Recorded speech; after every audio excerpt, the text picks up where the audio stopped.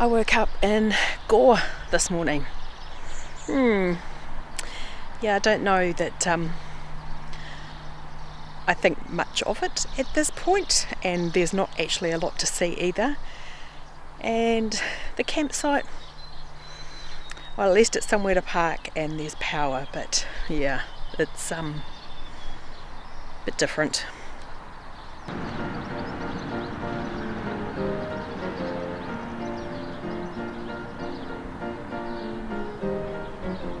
At least the sun is shining. It certainly wasn't this morning, it was very cloudy, so let's go and have a look around and see if there is anything to see in Gore.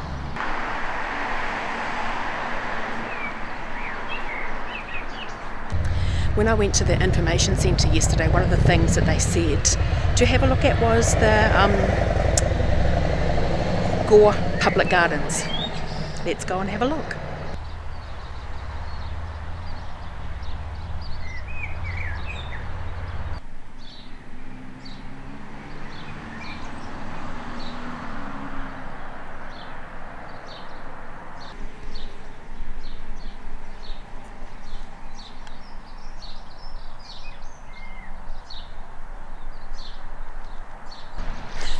They've got some really good names for these roses.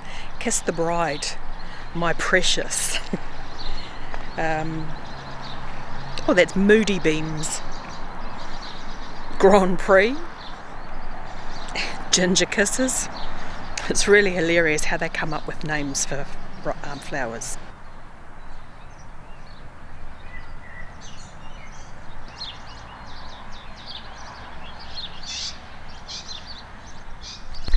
It looks like they've got lights in that massive big tree behind me, which would be really nice to come and see at night. But you know what? It doesn't get dark until 10 o'clock down here, so it would be a late night out. Well, late for me anyway.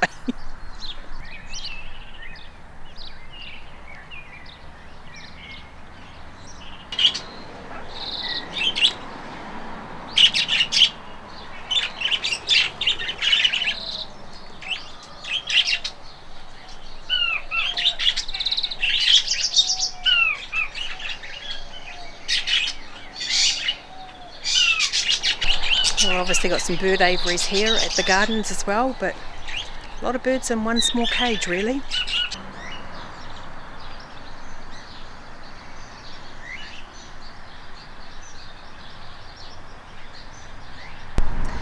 That is the Gore Gardens. Not huge, but still fairly big and very well laid out. Some beautiful big trees that give you a nice shade.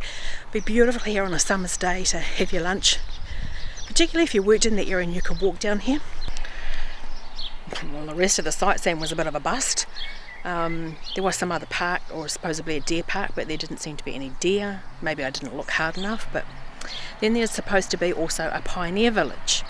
However, when I drove past, it said it wasn't open till 2 till 4. So then I've just checked their website and it says it's only open Saturday or Sunday. So, really not a lot to do in Gore at all.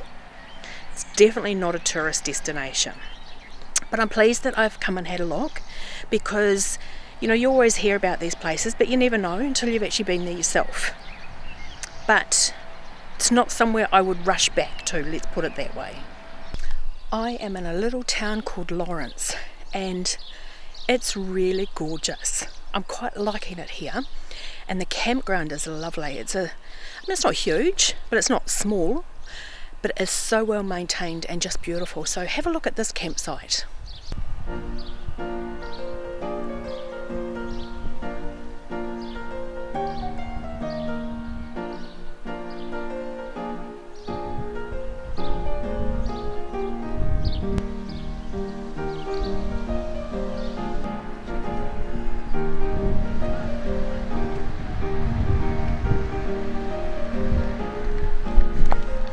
So this is Lawrence, and I've just been into the Lawrence Mint, which is a chocolate shop that is only open on a Friday.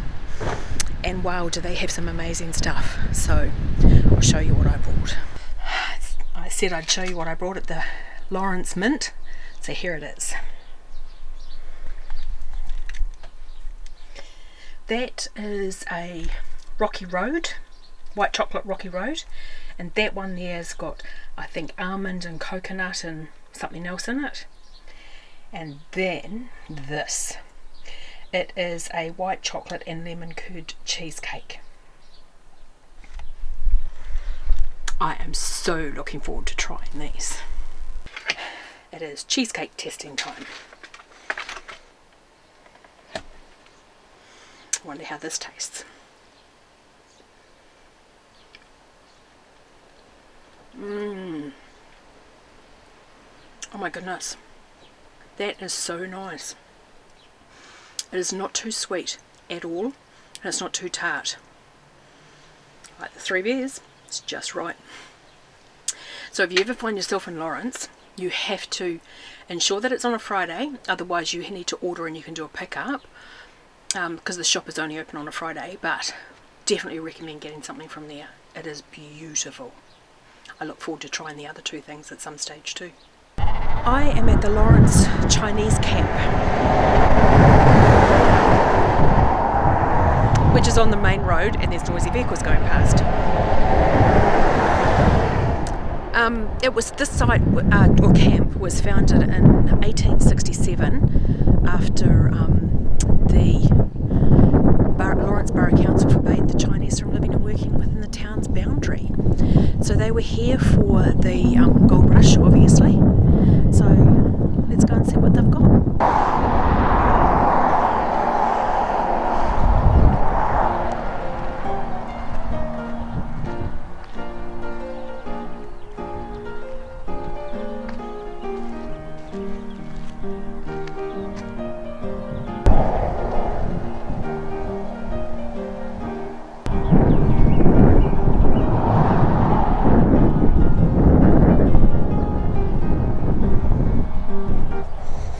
Unfortunately, I can't get inside to have a look at any of them,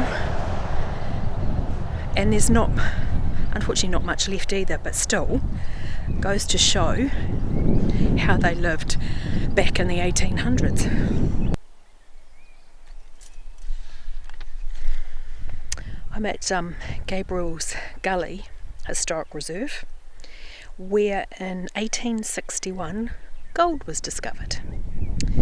So I'm just having a read of what's here, and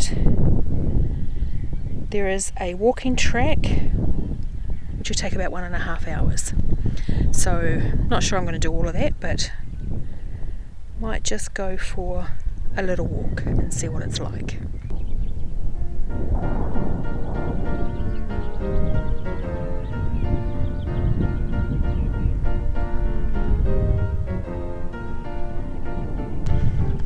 Doesn't really look like much today, does it? Would have been so amazing to have seen it back in the 1800s too. What was it really like back then? I think that would be fascinating to have a little look into that.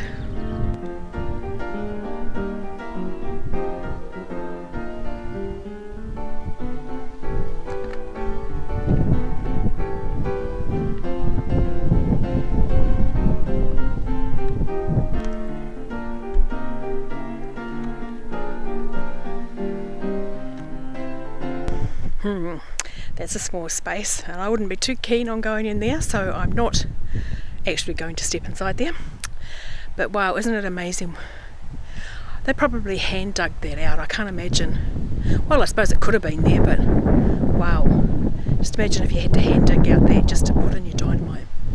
I've decided not to walk around any more of it because wow, that is really steep.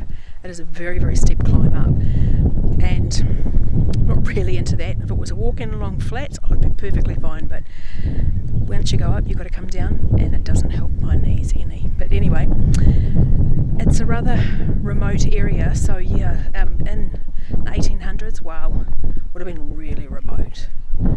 So good on them for getting out here and looking for that gold. I'd love to find some.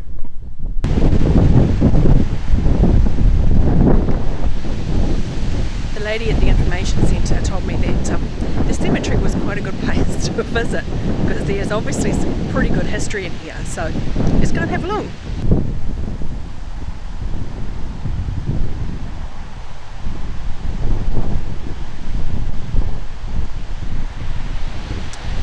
there's some very well maintained sites. 1883, aged 17 years. Wow. Oh, and that's a female. Goodness. Right, let's look at some more. There seems to be more of these upright headstones that have been, well, I don't know, preserved, that you can still read them, whereas some of the smaller ones are not so easy to read and they're fading. But it kind of makes you wonder, has someone actually redone them? Because some of them are in very good condition, considering that, like this one here, they died in 1891. It's funny what you read on headstones. That's what I like it, you know, kind of telling a bit of a story. But there's this beloved daughter, then there's the husband. His end was peace, and also Jane, who departed this life. She was a good wife and a loving mother. Although we grieve, it is not without hope of meeting hereafter. It's just amazing what you can read on these, isn't it? Here's another one of a 62-year-old who died in 1892, and under it it's got age 62 years and then deeply regretted, erected by his widow. But then it goes on and says this is actually really lovely. A loving face from our home is gone. We miss him more and more. We sadly try to think and say he is only gone before. We mourn the loss of one we loved, of one we held most dear. 'Tis hard to have to part on earth without one farewell tear. It's quite nice, isn't it? My time in Lawrence is coming to an end, and it's been absolutely lovely to have a look around here. So I hope you have enjoyed coming on this journey with me through Gore and then Lawrence. And if you liked my video, you know what to do. Press the like button. And if you haven't already, then please subscribe to my channel. Then press the notification button so that you get notified when I upload new content. So thank you so much for watching, and we'll see you next time.